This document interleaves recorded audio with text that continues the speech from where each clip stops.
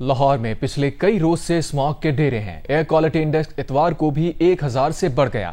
شہری ماسک لگانے پر سنجیدہ ہی نہیں، موسم پر بھی اسماگ کے منفی اثرات ہیں۔ شہر میں ہوائیں بند، شہری سردی کے منتظر ہیں۔ اس حوالے سے دیکھتے ہیں ام فرور کی رپورٹ۔ صبح ہوتے ہی لاہور پہ اسموگ ہی اسموگ، چھٹی کے باوجود اسموگ میں کوئی کمی نہ آ سکی۔ فضا آلودہ، سانس لینا محال، ناک، آنکھ اور گلے کی بیماری کی شکایات کے باوجود شہریوں نے ماسک نہ لگائے۔ ترجمان محکمہ تحفظ ماحول پنجاب کا کہنا ہے کہ بھارت سے آنے والی تیز ہواؤں کا سلسلہ جاری ہے۔ بھارت سے چلنے والی ہواؤں کی رفتار 2.5 سے 7 کلومیٹر فی گھنٹہ ریکارڈ کی گئی۔ لاہور اور بھارت سے ملحقہ پاکستانی شہر ہواؤں کا رخ بدلنے سے متاثر ہو رہے ہیں۔ سینئر وزیر مریم اورنگزیب کا کہنا ہے کہ بھارت میں فصلوں کی باقیات جلانے سے فضائی آلودگی میں اضافہ ہوا۔ عوام احتیاطی تدابیر پر عمل کرے۔ محکمہ موسمیات کے مطابق پنجاب کے بیشتر اضلاع میں موسم خشک رہے گا۔ سیالکوٹ، ناروال، گجرانوالہ، لاہور، شیخوپورہ اور جھنگ میں اسموگ رہے گی۔ بھاولپور، ملتان، ڈی جی خان اور گردونواں میں بھی اسموگ چھائے رہنے کا امکان۔ کیمرامین محمد ریحان اور بدر منیر کے ساتھ ام فروا، جیو نیوز، لاہور۔ بڑھتی ہوئی دھند کے پیش نظر پنجاب حکومت نے 4 نومبر سے ایک ہفتے کے لیے تمام نجی اور سرکاری اسکولوں میں نرسری سے 5ویں جماعت تک چھٹیوں کا اعلان کر دیا۔ سینئر صوبائی وزیر مریم اورنگزیب کہتی ہیں کہ اسماگ کورونا سے زیادہ خطرناک ہے، شہری رویے بدلیں، حالات اگر سازگار نہ ہوئے تو مکمل لاک ڈاؤن لگایا جا سکتا ہے۔ اگلا پورا ہفتہ بدترین اسماگ کا امکان ہے۔ لاہور سے عثمان احمد بھٹی رپورٹ کریں۔ سینئر صوبائی وزیر مریم اورنگزیب نے لاہور میں پریس کانفرنس کرتے ہوئے کہا کہ بھارتی ہوا آئی تو اسموگ بے قابو ہو گئی، جو ہی ہوا کا رخ بدلا اسموگ نیچے آ گئی۔ بھارتی ہوا کو نہ روک سکتے ہیں نہ اس کا رخ موڑ سکتے ہیں، ڈائیلاگ سے ہی اس معاملے کو بہتر کر سکتے ہیں۔ 4 نومبر کو وزارت خارجہ کو خط لکھیں گے، اگر بھٹا اور ٹرانسپورٹ سیکٹر نے احتیاط نہ برتی تو غیر معمولی صورتحال پر جا سکتے ہیں، مکمل لاک ڈاؤن بھی لگایا جا سکتا ہے۔ ہم لیٹر لکھیں گے، لکھ رہے ہیں ٹو وزیر اعلیٰ پنجاب کی ہدایت پہ ہم ایک خط لکھ رہے ہیں فارن آفس کو، اور فارن آفس سے ہم نے یہ کہا ہے کہ وہ اپنے ڈپلومیٹک چینلز کو استعمال کرتے ہوئے اس ڈائیلاگ کو انیشیٹ کریں۔ مریم اورنگزیب نے کہا کہ اسموگ کے معاملے پر شیطانی دماغ مریم نواز کے ساتھ نہیں بلکہ ملک کے بچوں اور بزرگوں کی صحت کے ساتھ سازش کر رہے ہیں۔ مصنوعی بارش کی ٹیکنالوجی پاکستان کے پاس آ چکی ہے، مناسب وقت پر بارش کا فیصلہ کریں گے۔ ہم ایک ہفتے کے لیے جو بھارت سے آنے والی ونڈ کی سپیڈ اور ڈائریکشن ہے وہ کیونکہ لاہور کی طرف ہے اور بہت تیز ہے، اور اس کی سپائک جو ہے وہ صبح کے وقت اور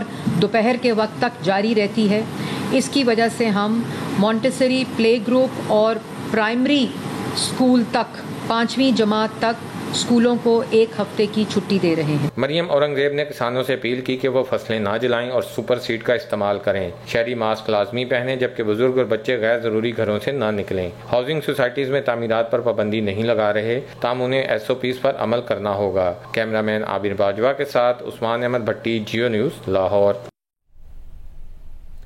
نون لیگ کے صدر نواز شریف نے کہا ہے کہ پاکستان ٹریک پر واپس آ رہا ہے۔ شہباز شریف وفاق میں اور مریم نواز پنجاب میں بہت اچھا کام کر رہے ہیں، ترقیاتی اسکیمیں آ رہی ہیں، معاشی اشاریے بہتر ہو رہے ہیں، مہنگائی کم ہو رہی ہے۔ امریکہ سے لندن پہنچنے پر میڈیا سے گفتگو میں کہا، پنجاب حکومت کے PIA خریدنے کے معاملے کو عملی شکل دی جائے تو عوام کو ایک اچھی ایئر لائن مل جائے گی۔ صاحب بہت محنت کر رہے ہیں اور دن رات وہ کام کر رہے ہیں، الگ الگ فضل و کرم سے بہت امپروومنٹ آئی ہے۔ اکنامک انڈیکیٹرز پہلے سے بہت بہتر ہو رہے ہیں، مہنگائی کم ہو رہی ہے، اور خاص طور پہ ڈیولپمنٹ اسکیمیں بہت تیزی کے ساتھ آ رہی ہیں، اور پھر پنجاب کے اندر مریم نواز شریف بھی بہت اچھا کام کر رہی ہیں اللہ کے فضل و کرم سے۔ کام مرکز میں بھی ہو رہا ہے اور الحمدللہ پنجاب میں بھی ہو رہا ہے، اور یہ انشاءاللہ آگے بڑھتا گیا تو پاکستان دوبارہ ٹریک پہ آ رہا ہے واپس الحمدللہ۔ PI کی بات کی تھی، اب انشاءاللہ اس کو اوپر مزید کام کرنے کا ارادہ ہے۔ دیکھیں کہ وہ جو میں نے جو کچھ کہا وہ اللہ کرے کہ مٹیریلائز ہو جائے تو ملک کو ایک اچھی ایئر لائن میسر آئے۔ حکومت پنجاب نے پنجاب ایئر لائن کے نام سے نئی ایئر لائن لانچ کرنے کا فیصلہ کیا ہے۔ ذرائع کے مطابق پنجاب ایئر لائن کی فیزیبلٹی پر کام شروع کر دیا گیا ہے۔ پنجاب ایئر لائن پرائیویٹ سرمایہ کاروں کے اشتراک سے لائی جائے گی۔ ایئر لائن میں حکومت پنجاب کے شیئرز بھی ہوں گے۔ دوسری جانب پنجاب کی سینئر وزیر مریم اورنگزیب کا جیو نیوز سے گفتگو میں کہنا تھا کہ حکومت پنجاب PIA کو نہیں خرید رہی، PIA کے حوالے سے جھوٹی خبر پھیلائی جا رہی ہے۔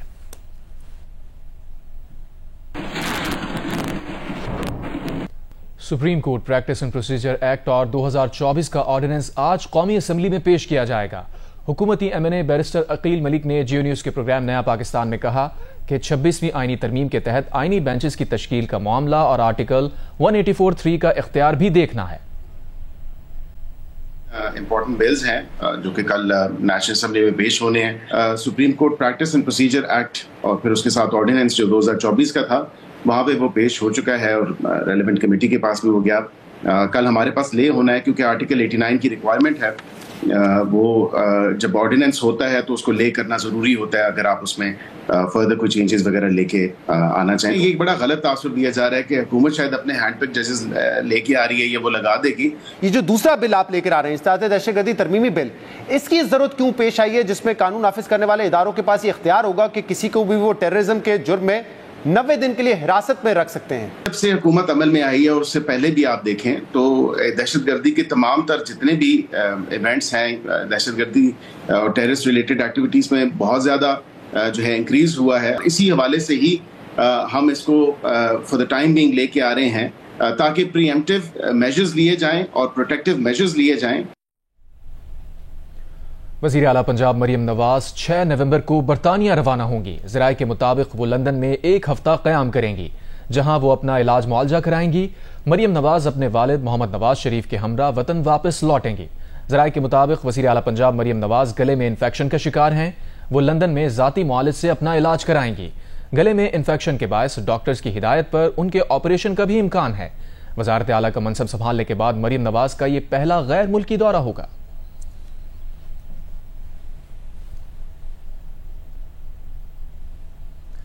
وزیر اعظم شہباز شریف نے کہا ہے کہ ملک میں بیرونی سرمایہ کاری کا فروغ حکومت کی اولین ترجیح ہے۔ کاروباری برادری کو SIFC کے 1 ونڈو آپریشن کے ذریعے بہترین سہولتیں فراہم کی جا رہی ہیں۔ لاہور میں برطانیہ کے کاروباری وفد سے ملاقات میں وزیر اعظم کا کہنا تھا کہ حکومتی کوششوں سے حالیہ دنوں میں ملکی معیشت بہتری کی جانب گامزن ہے۔ اس سے سرمایہ کاروں کا اعتماد بڑھا ہے۔ ملاقات میں پاکستان اور برطانیہ کے درمیان بزنس ٹو بزنس تعلقات کو مزید بہتر بنانے پر تبادلہ خیال کیا گیا۔ وفد نے ملکی معیشت کے استحکام کے لیے وزیر اعظم کی معاشی پالیسیز کی تعریف کی۔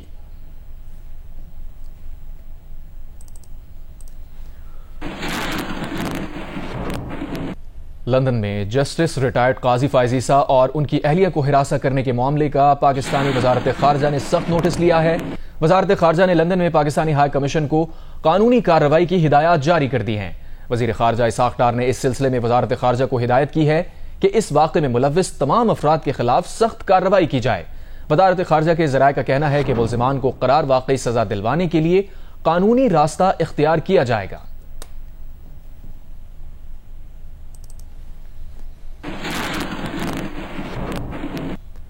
باجوڑ میں تحریک انصاف کے MPA انور زیب خان کی رہائی کی خوشی میں ہوائی فائرنگ کی گئی ہے۔ فائرنگ MPA انور زیب خان کے رہائش گاہ پہنچنے پر کی گئی ہے۔ DPO وقاص رفیق کا کہنا ہے کہ ہوائی فائرنگ کرنے والوں کے خلاف قانون کے مطابق کارروائی کی جائے گی۔ ہوائی فائرنگ کرنے والوں کے خلاف مقدمہ درج کیا جا رہا ہے۔ MPA انور زیب خان کو پنجاب پولیس نے ڈی چوک احتجاج کے موقع پر گرفتار کیا تھا۔ گزشتہ روز عدالت نے اٹک جیل سے انور زیب خان کی رہائی کا حکم دیا تھا۔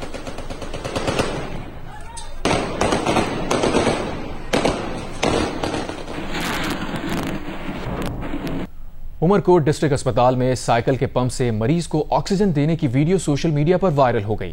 ڈپٹی کمشنر عمرکوٹ نوید لاڑک نے میڈیکل سپرنٹینڈنٹ سے رپورٹ طلب کر لی۔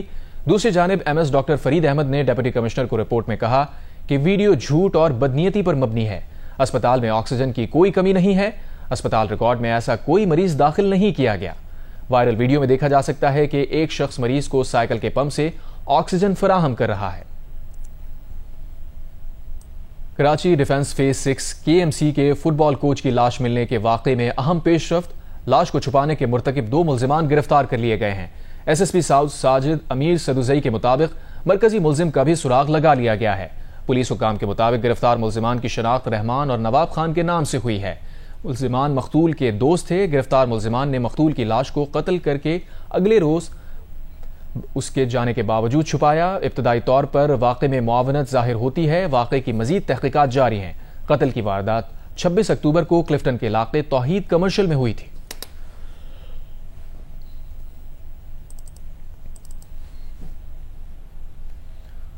جماعت اسلامی کراچی اور الخدمت کے تحت شہر میں 3 مقامات پر بنو قابل ایپٹیٹیوڈ ٹیسٹ کا انعقاد کیا گیا۔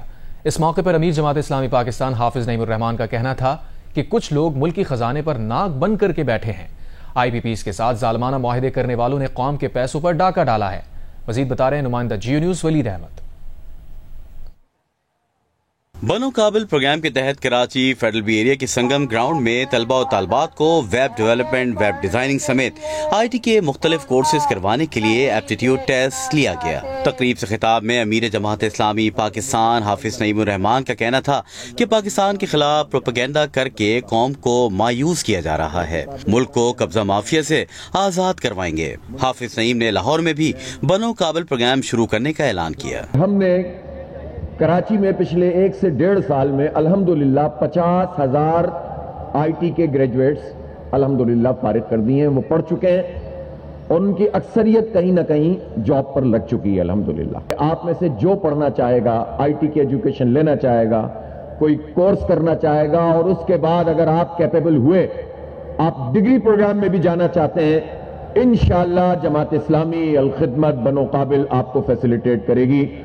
ضلع جنوبی میں ریلوے گراؤنڈ آئی چنڈیگڑھ روڈ میں ہونے والے بنو قابل ایپٹیٹیوڈ ٹیسٹ میں ہزاروں طلبہ نے شرکت کی۔ شرکا سے خطاب میں امیر جماعت اسلامی کراچی منیم ظفر نے کہا کہ نوجوانوں کو تعلیم اور کھیلوں کی سرگرمیوں کی مفت فراہمی حکومت کی ذمہ داری ہوتی ہے۔ ہم حکمرانوں کو بھی مجبور کریں گے اور اپنا کردار بھی ادا کریں گے۔ گلشن معمار عیدگاہ گراؤنڈ میں بھی ٹیسٹ کا انعقاد کیا گیا۔ شرکا سے خطاب میں حافظ نعیم نے کہا کہ جتنی محنت ہمارا نوجوان ملک سے باہر کرتا ہے، اس کی آدھی محنت پاکستان میں کرے، ملک آگے بڑھے گا۔ تقریب سے جماعت اسلامی کے دیگر ذمہ داروں نے بھی خطاب کیا۔ کیمرہ مین ناصر علی، شیر ضمیر اور شاہد اسماعیل کے ساتھ ولید احمد، جیو نیوز۔ تلاش کرنا لوگوں کو مشکل ہوتا ہے۔ مشرق وسطی کی صورتحال سے آپ کو اپڈیٹ کریں گے۔ فلسطین میں خاص طور پر بچوں کو نشانہ بنایا جا رہا ہے۔ اقوام متحدہ کی خصوصی نمائندہ فرانسسکا البنیز کا کہنا ہے کہ فلسطینی بچوں کو خاص طور پر بہت سے ظالمانہ طریقوں سے نشانہ بنایا جا رہا ہے، انہیں ہلاک یا معذور کیا جا رہا ہے۔ بھوک، تشدد، دہشت گردی کے ذریعے بچوں کو اسکولوں، خوابوں، مستقبل، امید سے محروم کیا جا رہا ہے۔ فرانسسکا البنیز نے کہا، اسرائیل کے طرز عمل کو مجموعی طور پر دیکھیں، اس تمام زمین پر جس طرح اس نے غیر قانونی طور پر قبضہ کر رکھا ہے، ان تمام فلسطینیوں کے خلاف جو وہاں رہتے ہیں اور خاص طور پر بچوں کو جس طرح نشانہ بنایا جا رہا ہے، یہ سب ایک تباہ کن ذہنیت اور نیت کی عکاسی کرتا ہے جو دور سے بنائے گئے منصوبے کی تکمیل کے لیے ہو رہا ہے۔ البنیز کا اشارہ اس واقعے کی طرف تھا جس میں اسرائیلی فوج نے مقبوضہ مغربی کنارے کے جنوب میں الخلیل کے جابر علاقے میں اسکول جانے والے بچوں کو سڑک پر خاردار تار لگا کر روک دیا۔ امریکہ نے روس کو جنگی ساز و سامان فراہم کرنے والی 19 بھارتی کمپنیز پر پابندیاں عائد کر دیں۔ یوکرین جنگ میں مبینہ طور پر روس کی مدد کرنے کے الزام میں امریکہ نے بدھ کو 23 اکتوبر کو تقریباً 400 کمپنیز پر پابندیاں عائد کی ہیں، جن میں 19 بھارتی کمپنیاں بھی شامل ہیں۔ امریکہ کا الزام ہے کہ یہ کمپنیاں روس کو وہ سامان فراہم کر رہی ہیں جو روس یوکرین جنگ میں استعمال کر رہا ہے۔ امریکی نائب وزیر خزانہ نے کہا کہ یہ پابندیاں روسی فوج کو جدید ٹیکنالوجی اور سامان فراہم کرنے پر عائد کی گئی ہیں۔ روس کی یوکرین کے خلاف غیر قانونی اور غیر اخلاقی جنگ میں مدد فراہم کرنے والوں کے خلاف امریکہ اور اس کے اتحادی ایسے اقدامات کرتے رہیں گے۔ امریکی پابندیوں پر رد عمل دیتے ہوئے بھارتی وزارت خارجہ کے ترجمان نے کہا کہ ان کمپنیز نے بھارتی قوانین کی خلاف ورزی نہیں کی، معاملے پر امریکی حکام سے رابطے میں ہیں تاکہ مسئلہ حل کیا جا سکے۔ اس سے قبل نومبر 2023 میں بھی امریکہ نے ایک بھارتی کمپنی پر روسی فوج کی مدد کے الزام میں پابندی لگائی تھی۔ آگے بڑھتے ہیں، دیگر خبریں شامل کرتے ہیں۔ وزیر اعلیٰ سندھ مراد علی شاہ نے کے الیکٹرک انتظامیہ کو کراچی میں لیاری ایکسپریس وے کی تعمیر کے دوران حائل ہونے والی تنصیبات ہٹانے کی ہدایت کر دی۔ وزیر اعلیٰ سندھ نے لیاری ایکسپریس وے کے کام کی رفتار تیز کرنے پر زور دیا، کہا منصوبہ جلد سے جلد مکمل ہونا چاہیے۔ وزیر اعلیٰ سندھ مراد علی شاہ نے ملیر ایکسپریس وے کا اچانک دورہ کیا۔ انتظامیہ نے ملیر ایکسپریس کے تعمیراتی کام کے حوالے سے بریفنگ دی۔ بتایا گیا کہ 3 پلوں کے ساتھ ایک انڈر پاس کی تعمیر اس پروجیکٹ کا حصہ ہے۔ منصوبے میں 2 ٹول پلازا اور 5 ویٹ سیکشن شامل ہیں۔ کام میں رکاوٹوں کی وجہ سے اس منصوبے کو اب 30 جولائی 2025 تک مکمل کیا جائے گا۔ انتظامیہ نے وزیر اعلیٰ سندھ کو بتایا کہ ملیر ایکسپریس وے کا پہلا حصے کا کام مکمل ہونے کی وجہ کے الیکٹرک کی تنصیبات ہیں۔ وزیر اعلیٰ سندھ نے کے الیکٹرک کو اپنی تنصیبات کو دوسرے مقام پر منتقل کرنے کی ہدایت دی۔ کہا نومبر دسمبر کے درمیان ہر صورت ملیر ایکسپریس وے کے قائد آباد سیگمنٹ کا افتتاح کریں گے۔ سیالکوٹ اور نارووال میں شادیوں میں دلہوں کے دوستوں نے ملکی اور غیر ملکی نوٹوں اور دیگر تحائف کی برسات کر دی۔ لوٹنے والوں کی موجیں لگ گئیں، جال لگا کر لوٹتے رہے۔ سیالکوٹ کے دلہا حامد کو دوستوں نے 5-5 لاکھ سلامی دی۔ سیالکوٹ متراوالی میں دوست کی شادی پر دلہا کے دوستوں نے دوست کی شادی پر نوٹوں سے بھرے بیگوں کے منہ کھول دیے۔ ڈالرز، پاؤنڈ، یورو اور پاکستانی نوٹ نچھاور کیے۔ بارات متراوالی ڈسکا سے گجرانوالا گئی۔ نارووال میں بھی توتے والی سے آنے والی بارات میں کرنسی نوٹوں اور برانڈڈ کپڑوں کی برسات کی گئی۔ دلہے کے دوستوں بھائیوں نے چھت سے سوٹ اور نوٹ نچھاور کیے۔ بچوں اور بڑوں نے جال لگا کر نوٹ اور سوٹ لوٹے۔